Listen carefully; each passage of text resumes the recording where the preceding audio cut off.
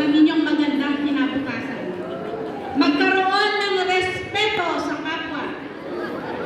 Magtiwala sa inyong sarili at sa inyong sariling kakayahan.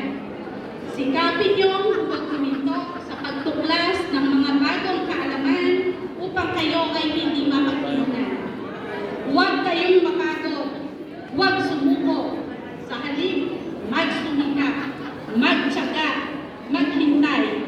Kayo po ang inhinyero at taga-design ng inyong sariling kinabukasan.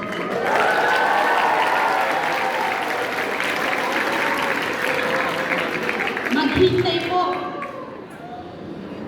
dahil walang instant sa mundong ibabaw. Matuto kayong respeto sa kapwa, maging responsable at laging magkaroon ng tinatawag na kababaang loob. At higit sa lahat,